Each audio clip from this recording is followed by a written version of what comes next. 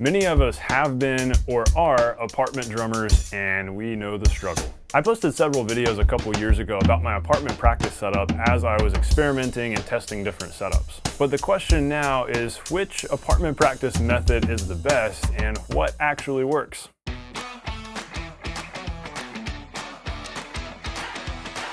Hey everyone, welcome to The Non-Glamorous Drummer, the channel that's all about teaching you the core drumming skills to help you to make music on the drums faster. If you're new to the channel, be sure to subscribe. For those of you who are maybe new to the channel or you just don't remember, I've only been in this space for the last roughly year and a half. Before that, my wife and I lived in an apartment for 2.5 years since we got married.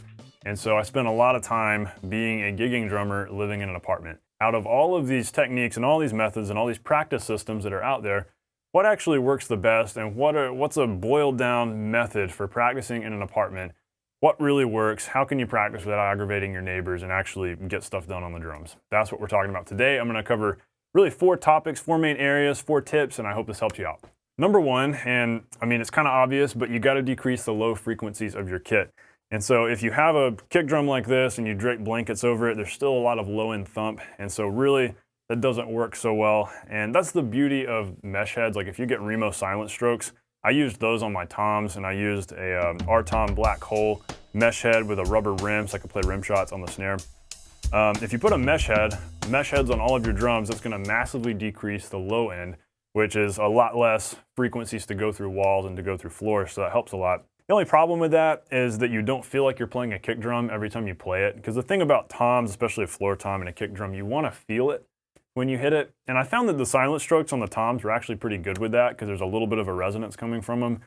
But on the kick drum, I decided to use an Aquarian super pad, super kick, whatever they call it. Big, thick foam thing that looks like the Batman symbol that went on, clamped on to the batter head of my kick drum. And so it basically maintained a little bit of thump, but brought the volume down so much that it really wasn't an issue. And at least I still felt like I was playing a kick drum. I felt like my grooves had a little bit of bottom end, which made it more fun to play. Now cymbals don't really have a lot of low end frequencies, and generally cymbals are not heard through insulated walls, and you're not gonna hear cymbals outside of the building you're playing in, but they are super loud, and when you're playing in a quiet room, it doesn't hurt to have quieter cymbals. You can muffle them down and use mutes, but what I did, I got the Zildjian L80s, and those worked really well. Those were great.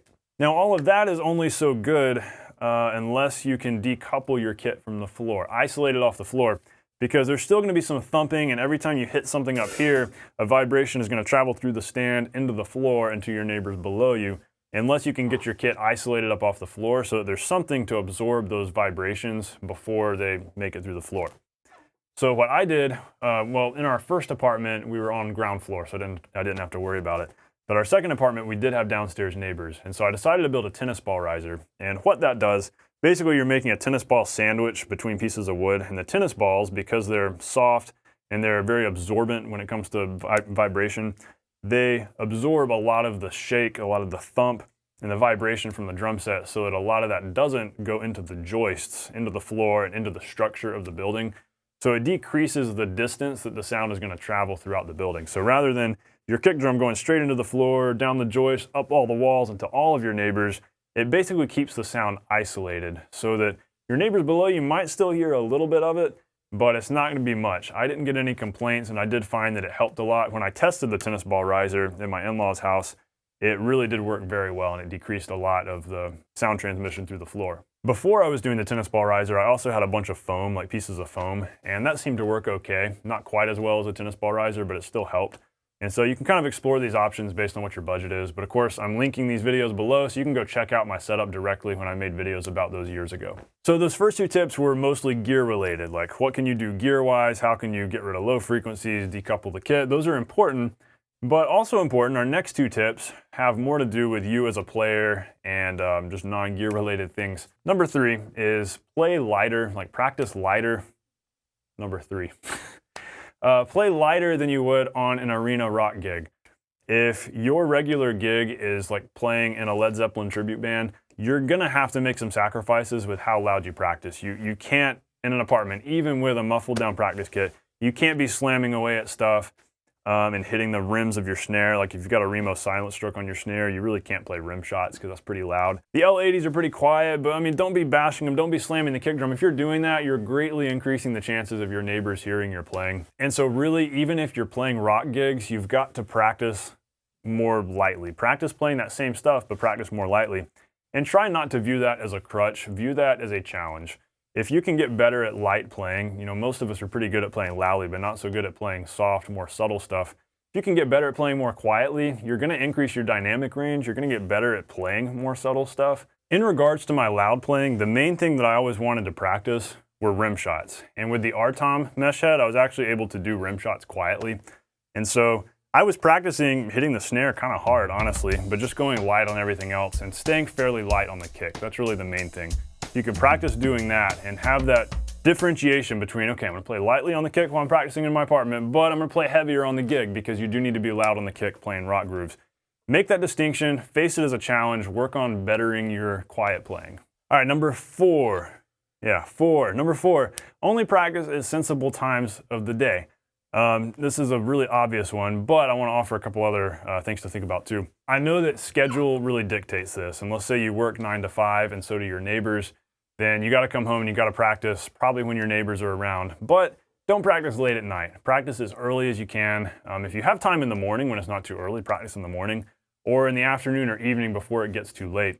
But ideally, if you can practice in the middle of the day, like if maybe you don't work on Friday or maybe you work from home on a certain day or you've got a flexible schedule, practice in the middle of the day when a lot of your neighbors aren't home and when honestly nobody cares. But the other thing is don't practice all day. If you're playing in a fusion band or I don't know, something technically crazy where you've got to log a lot of hours practicing, you may just need to go rent a practice space or go practice at a friend's house or a friend's studio or some other place. There are a couple times I considered doing that. I was able to get all my practicing done at the apartment, but if I had had a fusion gig or a Latin gig or something that required heavy practicing, that's probably what I would have done. But if you're playing pop stuff, rock stuff, it's actually probably more productive for you to spend more time working on technique basics and working on specific spots in songs that need work, and instead spending more of your time actually listening to the songs and learning the songs. I found that as a gigging drummer in an apartment, that was where I was at, where I needed to spend more time just listening to music, listening to the songs, writing my charts, learning the song, and then my practicing consisted of basic stuff on a pad, which was quiet, and then working on specific spots within the song. An example might be, let's say you got to play Bruno Mars' Finesse. It has a challenging little riff there with the, there's that whole thing, and that requires some practice playing that cleanly, and so maybe that's the one thing in that song you got to work on. So instead of spending an hour playing the song over and over again, just focus on that spot. Find spots in songs, specific techniques or things, patterns you need to work on, and just do that. Really, it comes down to strategic practicing. Figure out what are the main things you really need to work on and go into your practice session prepared so that you can get a lot done in 30 minutes, 45 minutes, maybe an hour. But that way you're not actually practicing a lot and you're saving your energy, and if your neighbors are hearing you all the time, at least they're not hearing you much. The thing is, in an apartment, there's kind of a give and take, like I'm gonna make noise, you're gonna make noise, we're all coexisting here in this building and we've all gotta put up with each other. That's kind of the mentality I found. At least, I guess, in the culture here in the southeastern US, in Atlanta, Georgia, that's kind of the way our experience was in an apartment where we would hear our neighbors upstairs all the time. We would hear, like one time they were having a karaoke party. It was really funny. We would even hear conversations, like phone conversations upstairs. There was somebody speaking another language on the phone a lot of times, and we would hear them so loud, and I always wondered what they were talking about. But that's just normal. That's life in an apartment where you're gonna hear your neighbors, and that's kind of accepted. And I think because of that, I'm sure my neighbors heard me practicing at some point, but it's kind of like, I mean, we can kind of hear the drums and it's just for 45 minutes every now and then, and it's always in the middle of the day, so it doesn't bother us. And so I think that was a commonly kind of unofficial agreement among all of us in the building that we lived in, where we all just heard each other and we were all okay with it. Try to follow these steps.